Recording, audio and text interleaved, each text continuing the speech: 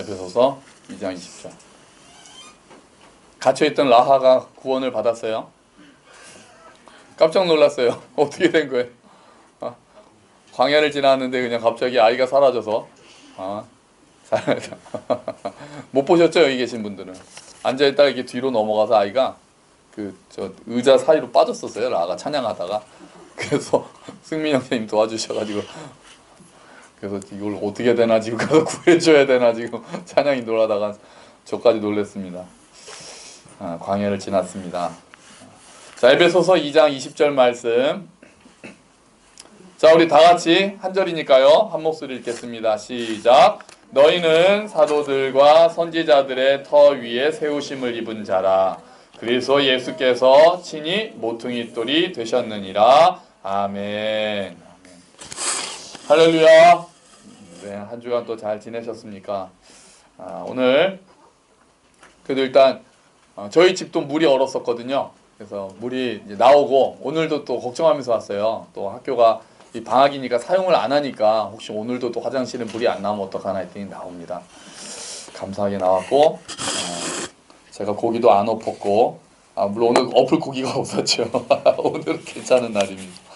자, 여러분 이 본문은 제가 전에 설교 한번 했었습니다. 교회에 관한 설교를 할 때 예수님께서 우리 교회에 모퉁이 돌이 되신다. 그래서 모퉁이 돌이라 하면 건물의 방향을 결정하고 건물의 토대가 된다. 이렇게 말씀을 드렸어요. 근데 오늘은 성경에 대한 이야기를 우리가 계속하고 있기 때문에 성경에 대한 이야기로 오늘은 초점을 좀 맞춰보려고 합니다. 자, 여러분 한번 퀴즈를 한번 내겠습니다. 우리 자, 교회를 한자로 어떻게 쓸까요? 자, 이게 보시죠. 자, 1번 교회, 2번 교회, 3번 교회. 자, 1번, 2번, 3번. 자, 우리 주일학교 학생들만 해보겠습니다. 자, 다 같이 시작. 자, 손으로 1, 2, 3 하는 거야. 하나, 둘, 셋. 1도 있고 2도 있어요. 자, 1도 있고 2도 있고. 자, 여러분 3번. 자, 1번은 무슨 교자입니까? 아비부라고. 야, 그거 부회가 되잖아, 부회. 자, 1번은 사길교자죠. 사길교자. 그래서 사귀는 모임, 교회. 2번은요, 가르칠 교자입니다. 그래서 교사, 학교 할 때 교자고, 학교 할 때 학교 교자가 따로 있죠. 가르칠 교자 해서 가르치는 모임. 3번은 뭔지 아세요? 교만할 교자입니다. 그래서 제가 퀴즈를 그래서 3개는 만들려고 교자를 찾아보니까 교만할 교자가 이거더라고요. 자, 이 중에서 당연히 답은 2번입니다. 그러니까 교회는 가르치는 모임이라는 거예요. 교회라는 말을 딱 할 때는 진리가 우선이 된다는 거예요. 교회 가장 중요한 것은.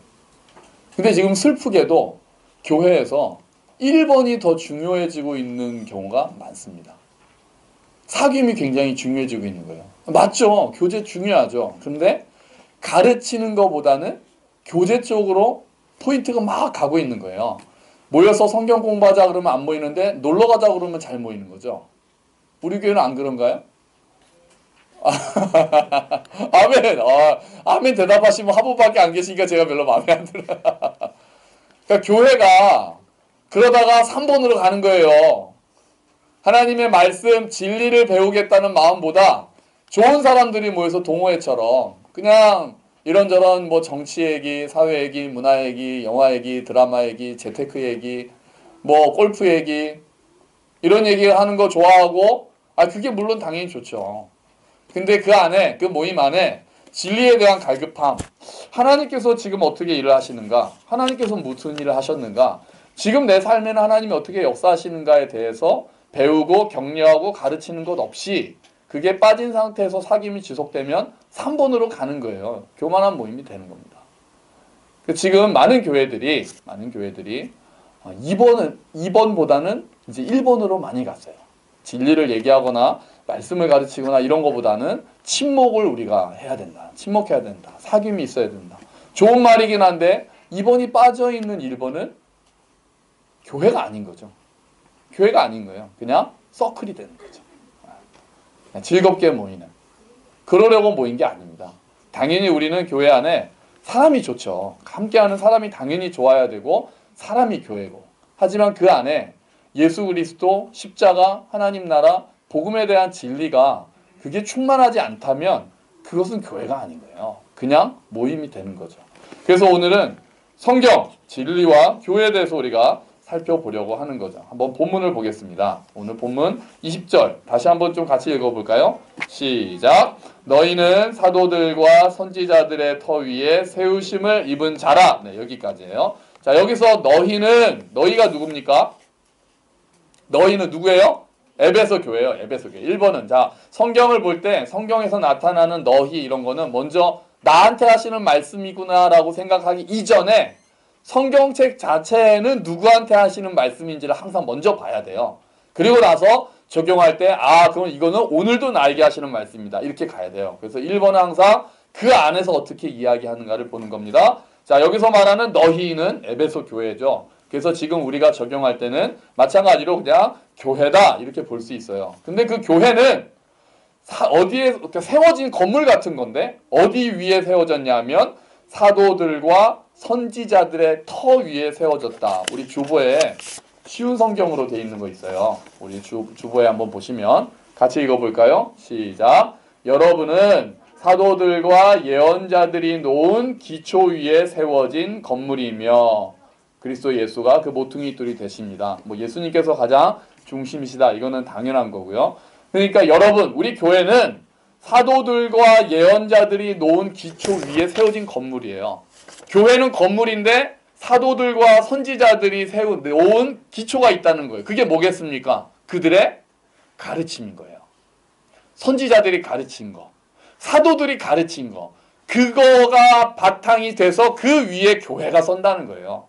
그 가르침이 뭡니까? 그게 복음이고 그게 진리죠. 그러니까 교회는 항상 진리 위에 서 있어야 된다는 거예요. 그게 제일 중요한 거죠. 교회 안에 아무리 깊은 교제가 있어도 그것 자체가 진리 위에 서 있지 못하다면 예수 그리스도, 십자가, 부활, 하나님의 나라, 복음 이 기본적인 것들이 빠져있는 상태의 교제는 그 건물은 무너진다는 거예요. 반석 위에 있지 못하는 건물은 무너질 수밖에 없는 거예요. 그렇게 좋았던 사람들끼리 하루아침에 등 돌리고 배신자가 되고 그런 일들이 많잖아요. 진리대로 안 살면 그렇게 되는 거예요. 진리대로 살지 않으면. 하나님의 말씀이 내 안에 와서 그 말씀으로 격려하고 그 말씀으로 권면하고 그 말씀으로 내 삶을 쳐서 복종하고 있으면 그렇게 안 되는 거예요.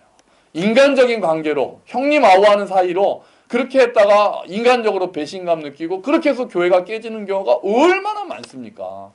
얼마나 많습니까? 그게 관계에 자꾸 너무 가서 그래요. 진리보다 관계 쪽으로만 가면 안 돼요. 관계도 너무너무 중요한 거 알죠? 저도 관계 중심인 사람이잖아요. 하지만 진리 위에 서 있는 관계가 돼야 되는 거예요.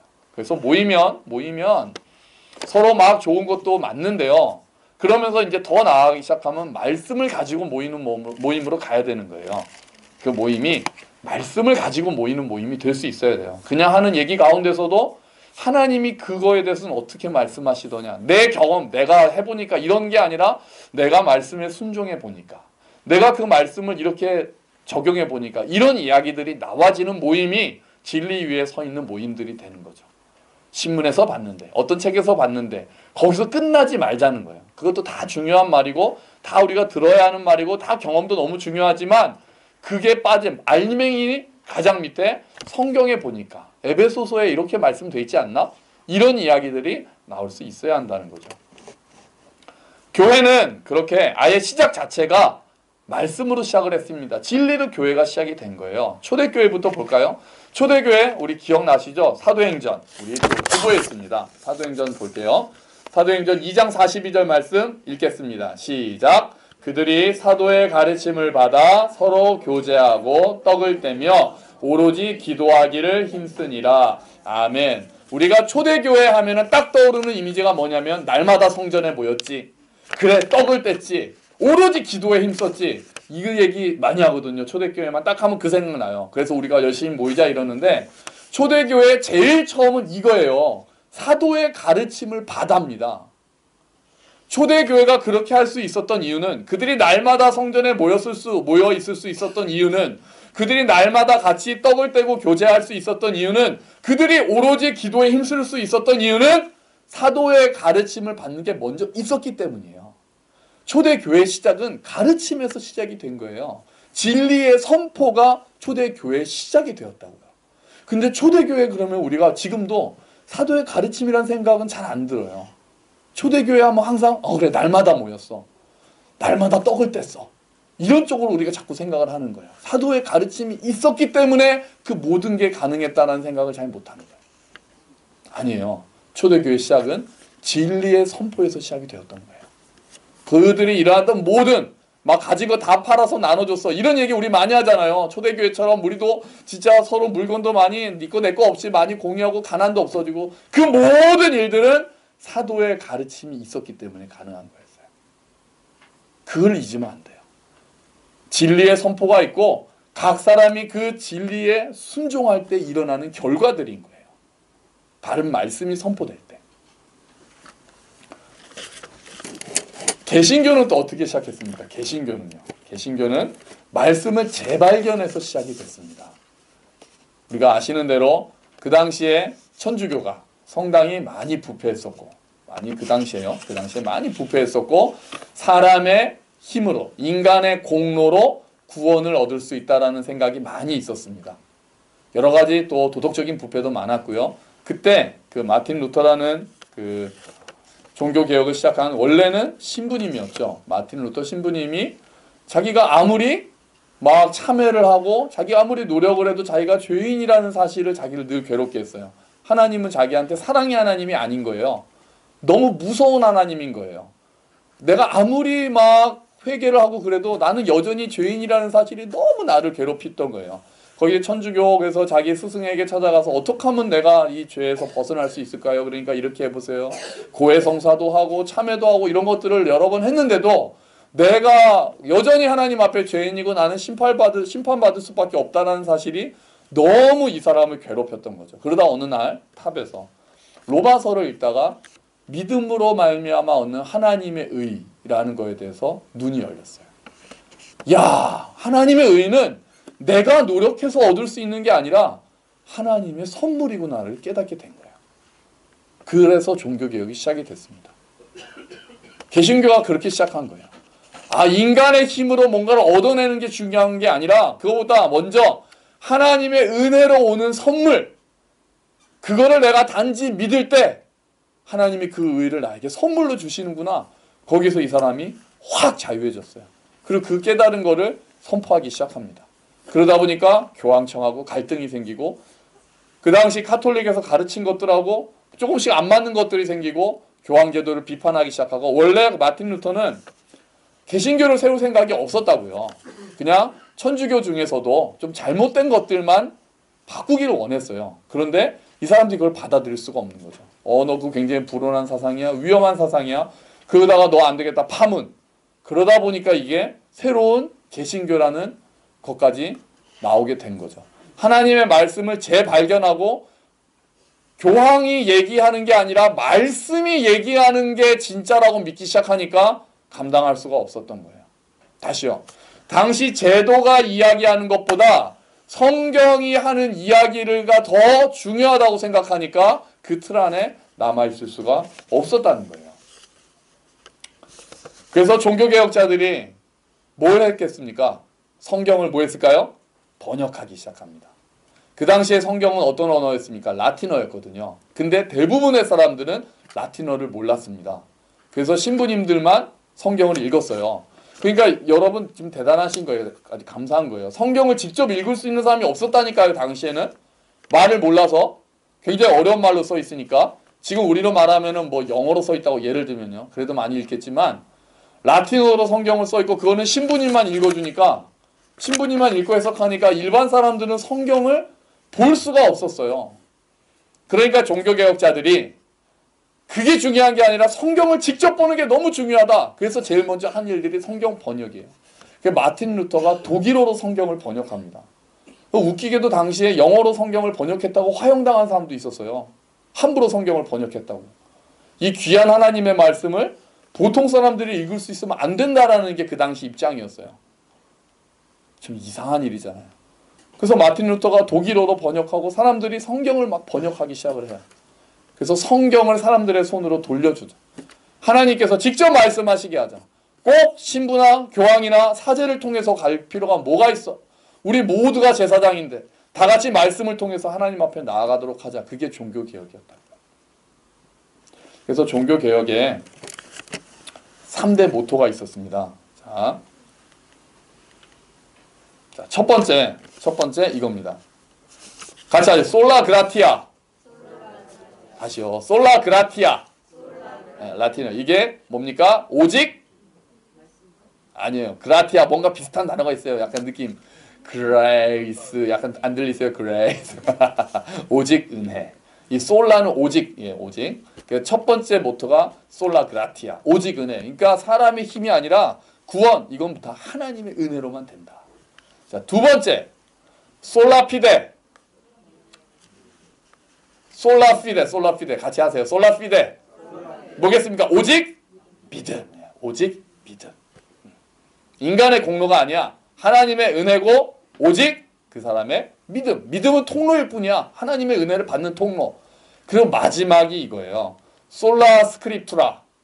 같이 하죠. 솔라 스크립투라.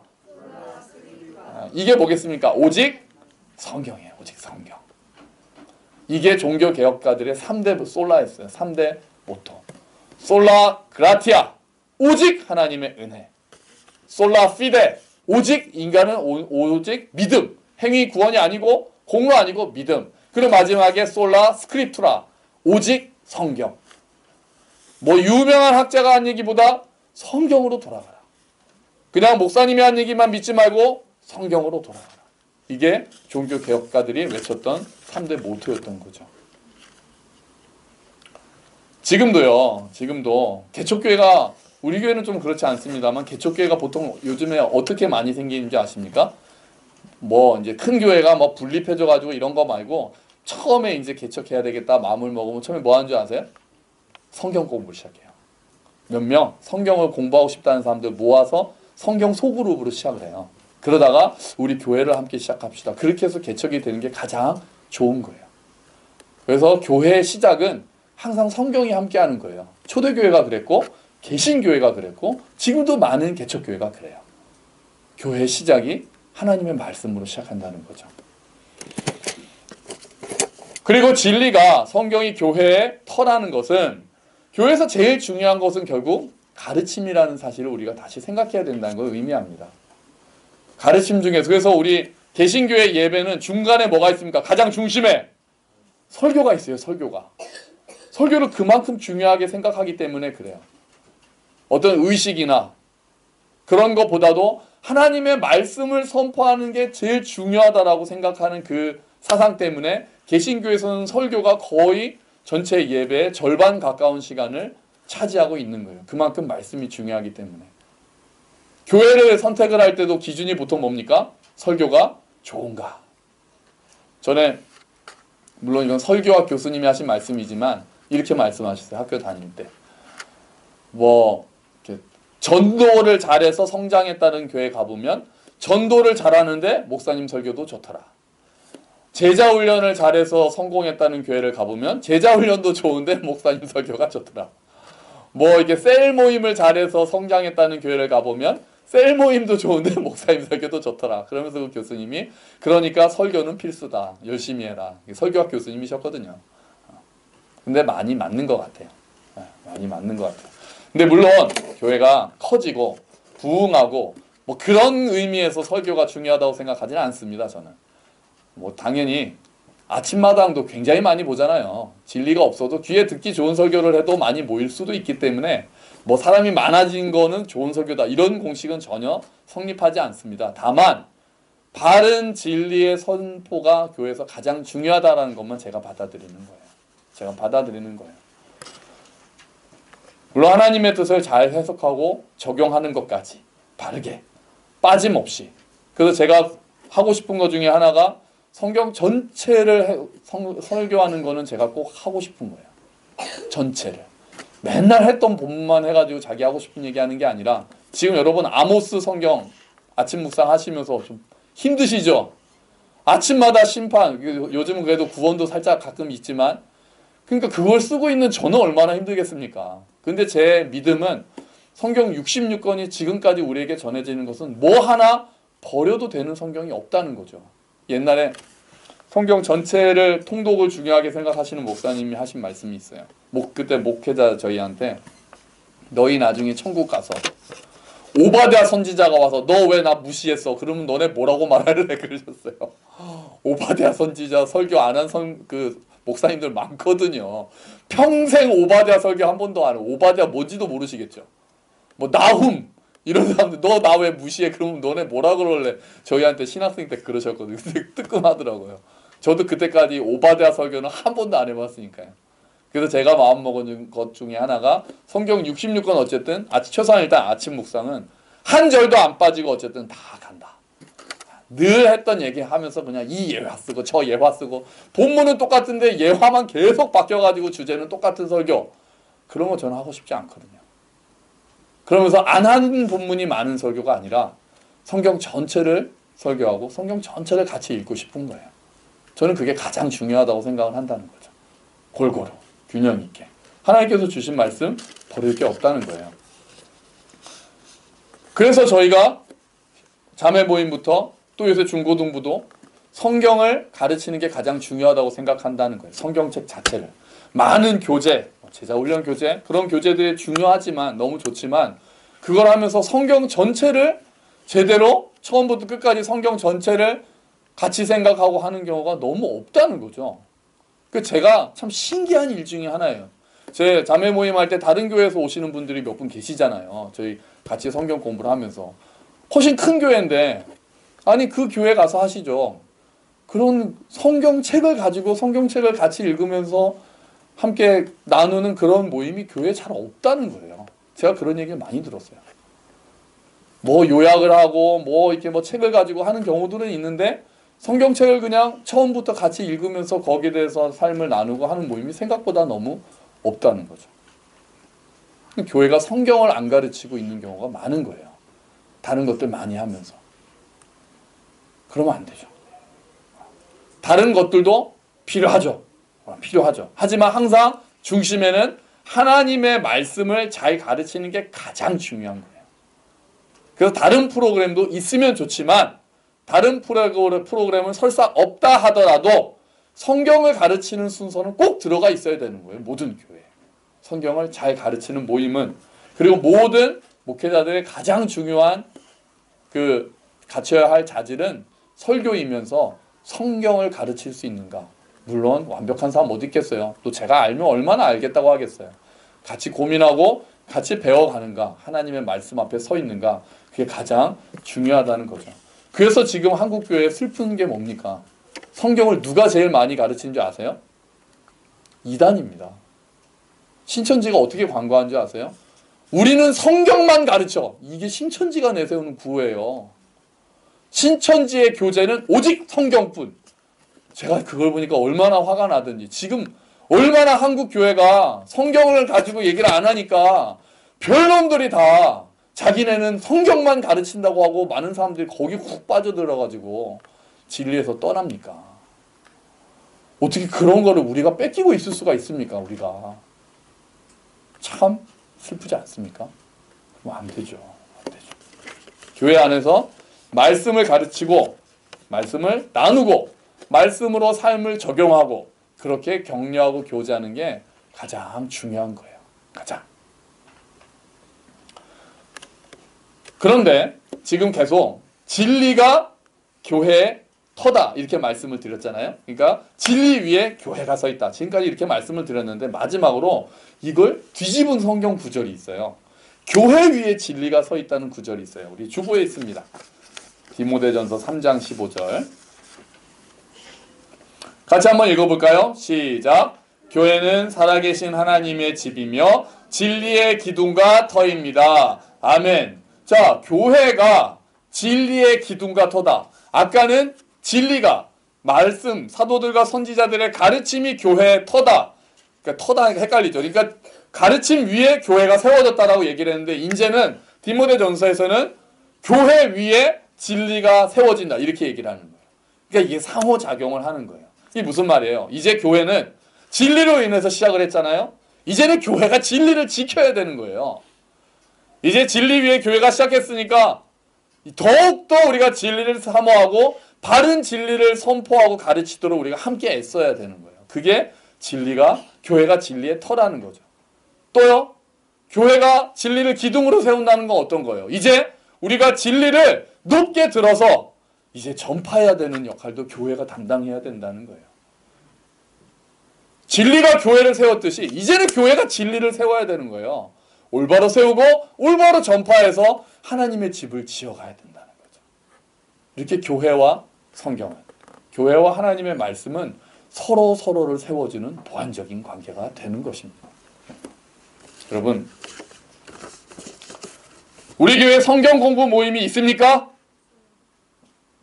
모르십니까? 있으면 예로 대답하시면 돼요. 성경 공부 모임이 있습니까? 네. 성경 일독 프로젝트 하고 있습니까? 네. 가족이 함께 성경 암송을 하고 있습니까? 네. 매일 아침마다 아침 묵상을 하고 있습니까? 네. 설교가 좋습니까? 아, 좋은 교회 다니시는 거예요. 마지막 질문은 넣을까 말까 제가 생각하다가 그냥 넣었어요.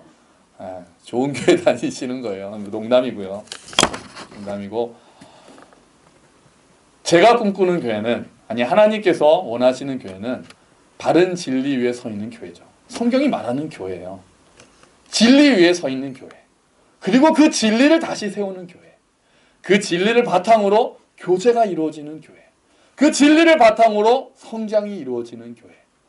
막 이야기를 타협하고 그냥 재밌는 얘기하고 웃기는 얘기하고 해가지고 막 개그맨 보듯이 연예인 보듯이 사람들이 모여드는 곳이 아니라 하나님의 말씀을 듣고 싶어하는 자들이, 그런 사람들이 있다니까요. 하나님의 말씀을 배우고 싶은 자들이 모이는 교회. 그 말씀 위에서 그냥 그 건조하게 말씀은 이런 겁니다가 아니라 그 말씀을 내 삶에서 어떻게 적용할까를 고민하면서 서로 격려하고 위로하는 교회. 그런 교회를 하나님께서 원하시는 거고, 그런 교회는 지금도 여전히 이 땅에 필요한 거예요. 수많은 교회가 있는데 또 하나의 교회가 필요한 이유는, 또 하나의 교회는 그 안에서 많은 교회들이 진리가 점점 더 희석되는 경우가 너무 많기 때문이고, 또다시 진리를 사모하는 영혼들은 또다시 갈급한 마음을 가지고 떠돌고 있기에 다시 한번 마음을 모아서 진리 위에서 교회를 세우고 그 교회 안에서 진리를 다시 세우는 일들을 하고 싶은 거죠. 그게 성경이 말하는 진리와 교회의 관계가 되는 것입니다. 여러분, 함께 걷는 교회에 오셔서 예배 함께 하시는 여러분, 교회 안에서 진리의 귀를 기울여 주시기를 간곡히 부탁드립니다. 정말 무엇보다도 내가 진리를 제대로 듣고 있는가, 내가 듣고 싶은 마음만 듣는 게 아니라 내가 말씀 위에 서 있는가, 하나님의 말씀을 가지고 고민하고 있는가, 말씀이 나의 거울이 되고 있는가, 또는 말씀이 창문이 돼서 말씀을 통해서 세상을 보고 있는가, 신문이나 뉴스나 그냥 드라마나 이런 다른 언론들보다 내가 말씀을 더 중심으로 가지고 있는가, 우리 교회 안에서 말씀을 가지고 교제하는가, 서로 그렇게 격려하는가, 아, 그런 하나님의 말씀이 있었어 라고 서로 생각해 주고 있는가. 우리 교회가 앞으로도 그렇게 더 말씀을 사랑하고 더 말씀을 중요하게 생각하고 진리 위에 서고 진리를 세우는 그런 교회가 되기를 주의 이름으로 축원합니다. 아멘. 우리 함께 기도하겠습니다. 하나님, 교회가 무엇보다도 바른 진리 위에 서 있는 것이 중요하다는 것을 오늘 우리가 같이 보았습니다. 주님, 우리가 말씀을 사모하게 하시고 말씀 위에 서 있을 수 있도록 도와주십시오. 진리를 사모하며 시작한 교회, 진리 위에 계속 서 있고 그 진리를 다시 세우는 교회가 되도록 주여 도와주시옵소서. 우리 함께 기도하겠습니다. 아버지, 감사합니다. 주님, 말씀 읽게 하시고 서게 하여 주시옵소서. 주여, 은혜를 베풀어 주시옵소서. 주여, 은혜를 더하여 주시옵소서. 말씀을 올바로 선포하며 하나님의 말씀을 적용하고 이 땅에서 어떻게 우리가 말씀 위에 설 수 있을지를 보옵니다. 하나님, 그 진리 위에 설 수 있도록 주여 도와주시옵소서. 주여 은혜를 베풀어 주시옵소서. 주여 은혜를 더해 주시옵소서. 아버지 감사합니다. 감사합니다 아버지.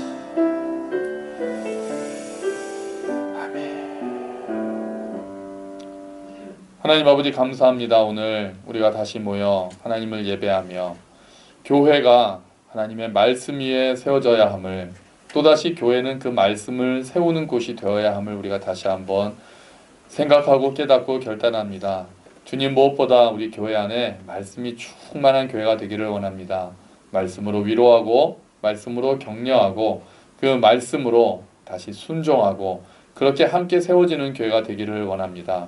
우리가 함께 성경을 읽고 성경을 묵상하고 성경을 암송하고 그 안에서 살아계신 하나님의 음성을 듣는 귀한 일들이 우리 교회 가운데서 많이 일어나도록 주님 은혜를 베풀어 주시옵소서. 또 하나님의 말씀을 배우고 싶어하고 하나님의 말씀을 듣고 싶어하는 많은 영혼들에게 그 하나님의 말씀을 들려줄 수 있는 교회가 되도록 주여 은혜를 베풀어 주시옵소서.